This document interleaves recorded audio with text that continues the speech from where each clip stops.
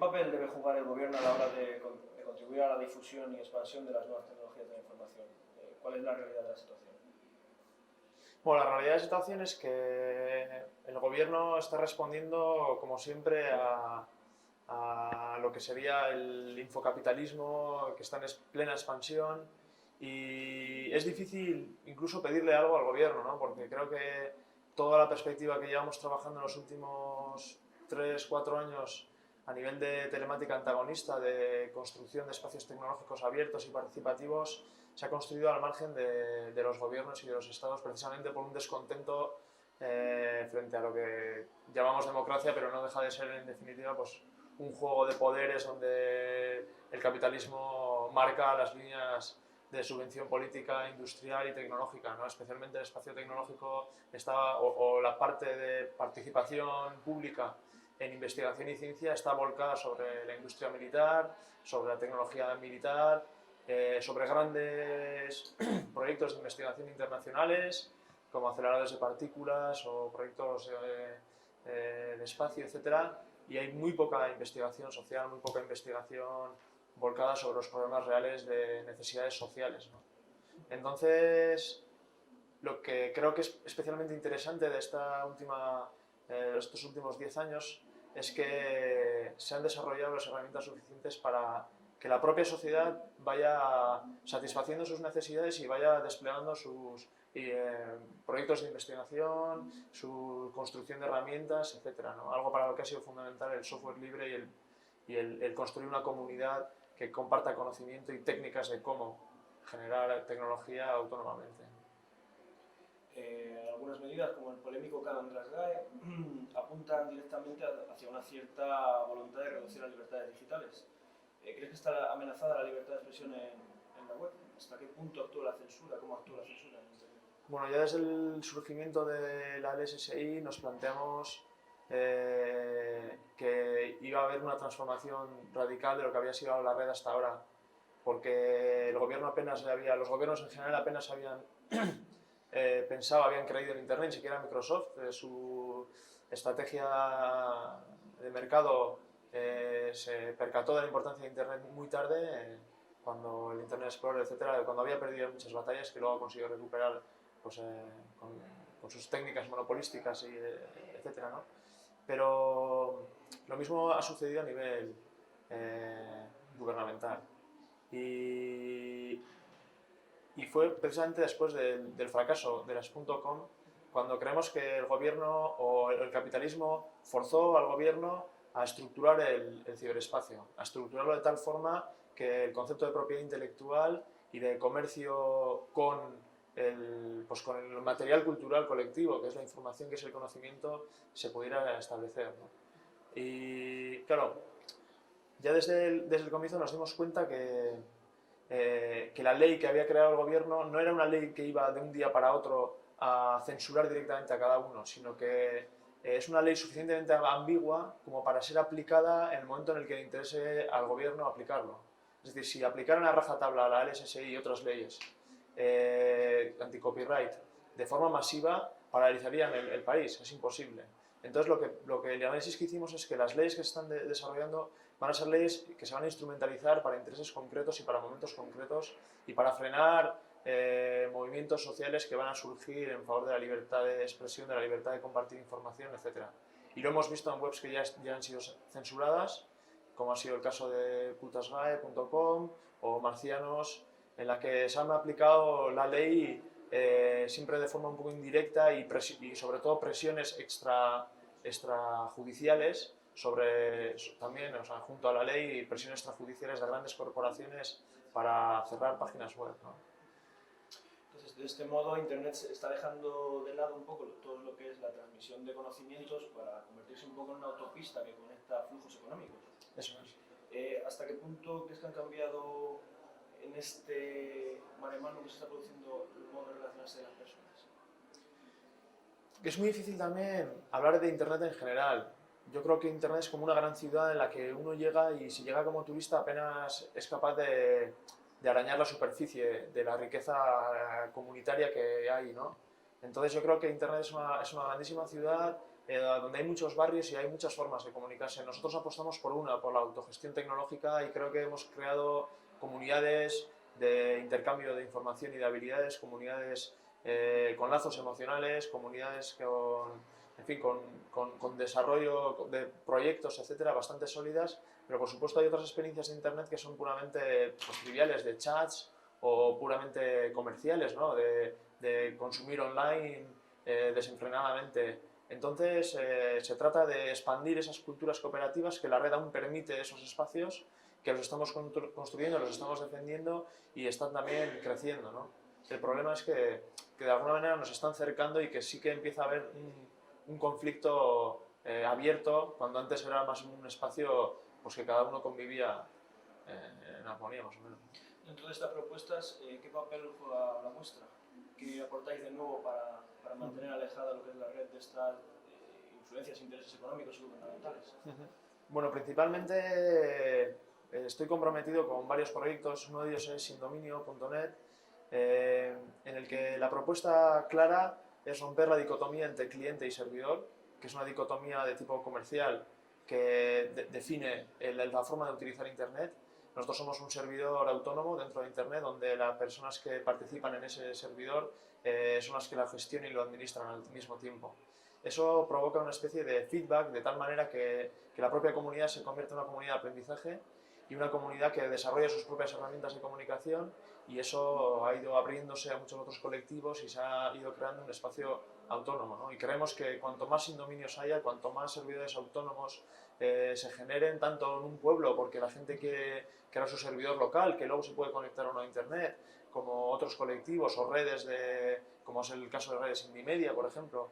La idea general es tejer redes comunicativas independientes, y para eso Internet es un buen soporte. Y otro trabajo, otro proyecto en el que estoy metido es el de Metabolic, el de los Hack Labs, que son espacios experimentales locales, están situados en un territorio físico, en Bilbao, en Barcelona, en Valencia, ahora se están expandiendo con bastante velocidad, y 9 en el Estado español y 11 o así en Italia, y la idea es conectar esas potencialidades del ciberespacio y de las tecnologías con entornos locales, vecinales, de centros sociales ocupados, y con realidades políticas y sociales pues, diversas, ¿no? En este sentido, tú en la red, tal y como está configurada, la quieres configurar, ¿qué predomina? ¿La singularidad o la generalidad? ¿Cuál crees que es el poder real que tienen las nuevas tecnologías que aportan, que ponen en las manos de los usuarios? Yo creo que el poder real que nos ofrecen las nuevas tecnologías es la de aumentar nuestra autonomía comunicativa y cognitiva. Ahora bien, también ofrecen la posibilidad de que grandes corporaciones desarrollen una especie de capitalismo a la carta, hiperespecializado en cada individuo, al que además se le va a hacer un seguimiento de sus preferencias de datos y de navegación dentro de la red. Y lo mismo que va a ser una herramienta que potencialmente puede liberar a cualquier ser humano, es también una herramienta que puede esclavizarle del mismo modo, ¿no? Había una metáfora que hemos debatido entre poner o no en la camiseta en el Hack Lab, en el laboratorio hacker de Bilbao, que decía algo así como que, bueno, cuando se inventó la fundición y el hierro, ¿no? El hierro permitía hacer un montón de herramientas, pero también se utilizó y se ha utilizado para hacer cadenas y crear esclavos, ¿no? Entonces, al final es la historia de la técnica. No creo que haya que dramatizar tampoco, exaltar especialmente Internet, porque el lenguaje, la utilización de utensilios y todo el desarrollo técnico del ser humano desde el surgimiento del Homo sapiens y la sociedad humana, pues es la historia de un desarrollo técnico, ¿no? Y lo mismo va de la mano de la opresión que de la libertad y de la autonomía humana. ¿Crees que es posible crear una definición estandarizada de lo que es el ciberespacio? ¿Y en qué medida puede ser una recreación del mundo real? Una definición estandarizada, claro, es difícil porque realmente, bueno, habría que preguntarse primero para qué sirve la definición, ¿no? Es decir, si la definición lo que pretende es encasillar el ciberespacio conceptualmente para poder dominarlo, para poder racionalizarlo e instrumentalizarlo, creo que no va a funcionar nunca. Hay otras definiciones que quizás lo único que planteen es una propuesta abierta de lo que puede ser el ciberespacio, que sí que son valiosas y creo que sí que pueden funcionar. Lo que está claro es que el ciberespacio se va a definir a sí mismo, es un proyecto abierto y una vez más no es algo que esté separado de la realidad. Como decías, un poco como es un reflejo de la realidad. Está integrado, es un componente más de la realidad, un componente de conectar ideas, de conectar información, conectar personas y organizaciones y colectivos y es precisamente en esa medida en la que va a ser real. Es decir, por supuesto, y esto no se puede olvidar, es que poca gente tiene acceso al ciberespacio, entendido como Internet, pero también creo que el ciberespacio supera un poco el concepto de Internet. Y que por supuesto es un espacio muy elitista y que va a seguir siendo. Pero yo creo que la tendencia va a ser que se construya una jerarquía de realidades como se ha construido en nuestra propia sociedad, ¿no? ¿Quién puede tener una casa con jardín? ¿Quién puede tener un piso? ¿Y quién puede tener electricidad? Pues hay toda una jerarquía de pobreza y también se va, digamos, a reflejar eso en una jerarquía de posibilidades de acceso al ciberespacio y pues, de manejar datos, etc.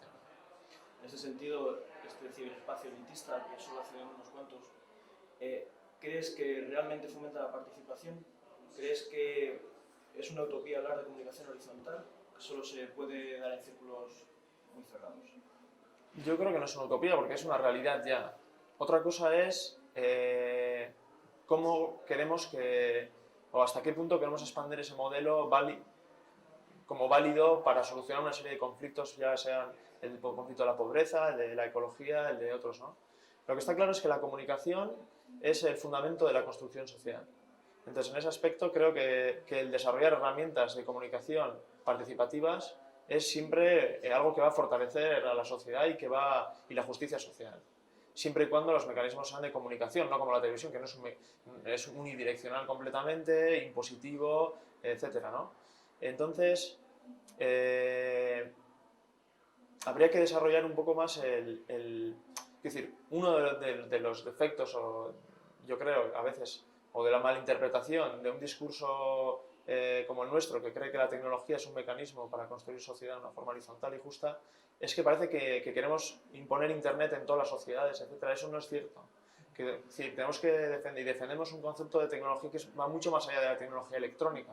Un ejemplo claro, pues una amiga mía está haciendo una tesis doctoral en Chiapas sobre mecanismos de comunicación popular y hay un Hackler también en Chiapas, por ejemplo, pero frente a Internet, por supuesto, pensaron que había otras propuestas comunicativas, tecnologías, que al final son tecnologías, lo que pasa es que no son tecnologías electrónicas, sino más de tipo social, que podían resultar más interesantes que el hecho de conectar pueblos indígenas a Internet, ¿no? Y fue algo tan simple como leer las noticias de los periódicos, traducirlas al idioma indígena junto con indígenas, que fueran ellos los que generaran un poco esa lectura de los noticiarios y lo grababan en cintas. Entonces esas cintas pasaban de un pueblo a otro y en cada pueblo se metían en un magnetófono y se hacía una escucha colectiva. Y esa escucha colectiva, a su vez, era grabada y se añadían comentarios a la cinta que iba pasando de pueblo en pueblo. Claro, era un mecanismo de comunicación que era capaz de captar mecanismos comunicativos que ya existían, como es la asamblea del pueblo indígena, etc., y que eran muy potentes y que han servido mucho más que lo que ha podido servir Internet en otros espacios. Por eso digo que no tenemos que cerrar la mente y pensar que cuando hablamos de tecnologías de comunicación todo el mundo tiene que tener el último PC del mercado con Windows, todo lo contrario, ni Windows, ni un PC moderno, ni nada. Es decir, pensar en la tecnología como una herramienta social incluye romper la idea de que la tecnología es un bien de consumo, un bien que tiene que estar determinado en su forma última, que tiene que ser high-tech, etc. ¿Qué crees que ha cambiado desde el As We Might Think de Vannevar Bush? ¿De las? As We Might Think, el Vannevar Bush, el creador del hipertexto. No. ¿Qué crees que ha cambiado desde las primeras andadas del hipertexto hasta nuestros días? ¿Crees que ha habido cambios puramente formales o más bien de contenido? Vale, la evolución de Internet desde lo que fue la creación del hipertexto, incluso de las comunidades originales, de las BBS y del FTP y del correo, yo creo que ha sido un desarrollo que ha ido en contra de las expectativas que se esperaban de introducir el multimedia como vehículo principal de comunicación en Internet. Es curioso que yo creo que es un punto sobre el que habría que reflexionar, que el hipertexto todavía no ha sido superado como un mecanismo de navegar información. Al final, el usuario de Internet, digamos que supera la primera etapa de sorpresa por el aspecto gráfico, etcétera, es una persona que quiere navegar a gran velocidad el espacio informacional. No quiere navegar plugins de Flash que son alucinantes, porque eso ya lo tiene la televisión todos los días en cualquier anuncio. Sino que quiere encontrar información y navegar y ir construyéndose su propio surfing informacional, ¿no? Y para eso el hipertexto y los enlaces, hiperenlaces son casi insustituibles. Ahora lo que creo que puede suponer una nueva revolución, pero está todavía por ver, porque la adopción de estándares suele ser un proceso bastante lento y complicado, es el tema de la web semántica y una reestructuración de Internet o de la información contenida en Internet a través de XML o lenguajes de marcas que clasifiquen conceptualmente la información. Ahí yo preveo una gran batalla sobre qué tipo de categorías de organizar la información van a ser las válidas, porque por supuesto eso es una especie de poner una plantilla a la información, y categorizar el mundo siempre es una acción política y que determina ya unas posibilidades de categorización y rechaza otras, ¿no? Pero bueno, es una de las cosas más interesantes que pueden transformar Internet ahora, ¿no? Yo creo que no ha habido muchos cambios. En todo caso, el cambio ha venido por las formas de uso y sobre todo por el dinamismo que algunos tipos de programas como Slash Code o PHP, diferentes formas de construir páginas web que permiten una interactividad más grande que al comienzo, en el que prácticamente solamente el dueño de la página web podía modificarla y añadir nueva información. El hecho de que ahora tenemos que ir círculos que retroalimentan la información dentro de una propia página web, como los foros de noticias, etcétera, creo que es una de las cosas más interesantes. ¿El futuro de una red libre y útil crees que pasa por el matrimonio del software libre? ¿Es Linux, tú crees, una garantía de independencia? Por supuesto, el software libre es una vía necesaria para liberar Internet y crear un espacio que realmente es un espacio de comunicación abierta y un espacio de desarrollo humano y personal, cognitivo y colectivo, ¿no? ¿Por qué? Porque el software libre es precisamente lo que puede impedir una apropiación del espacio cognitivo y tecnológico por parte de grandes corporaciones. Pero no solamente el software libre, quiero decir, es necesario pero no es suficiente. Creo que la idea que está detrás del software libre, la idea de una comunidad que comparte información y conocimiento, en definitiva una comunidad copyleft, que le invierte los derechos del copyright para crear una especie de recurso, gran piscina de recursos colectivos cognitivos que al final es la cultura humana. Esa es la apuesta que creo que realmente puede garantizar un Internet abierto, ¿no? Y participativo, justo y que abogue por la comunicación horizontal. ¿Y dónde ves tú el final de esta batalla que se está produciendo cada día más? Países como Brasil están adoptando el software libre y las grandes compañías están viendo el peligro potencial de recorte en su cuota de mercado. ¿Cómo ves tú el final de esta batalla, que parece que todavía solo está comenzando? Es difícil saber cuáles van a ser los siguientes pasos. Creo que habrá sorpresas, es posible que surjan modelos comerciales que satisfagan de alguna manera el ansia devoradora de las corporaciones, y sin embargo eso a veces se ve más como un peligro que como una posible solución, porque IBM en la Super Bowl, el anuncio con más audiencia del mundo posiblemente, es un anuncio sobre Linux en el que solamente aparece la palabra IBM al final. Un anuncio precioso y que ha ilusionado mucho a la comunidad, pero que también da mucho miedo, en el sentido de que si las empresas asumen la difusión del GNU Linux y del software libre, son núcleos de poder demasiado fuertes que pueden acabar fagocitando toda una comunidad. Sin embargo, yo creo que eso tampoco va a suceder y que el futuro está abierto, que es precisamente el final de este anuncio, es lo único que sabemos ahora. De todas formas, la lucha entre comunidad abierta y grandes corporaciones no debería de verse como una amenaza, sino como una experiencia de conflicto de la que indudablemente la comunidad va a salir ganando en conocer nuestros límites, en conocer nuestras posibilidades, y a no ser que haya una imposición realmente violenta por parte de los estados y de las corporaciones de una regulación restrictiva del espacio informacional, yo creo que la experiencia va a ser positiva y que se van a mantener espacios autónomos para siempre.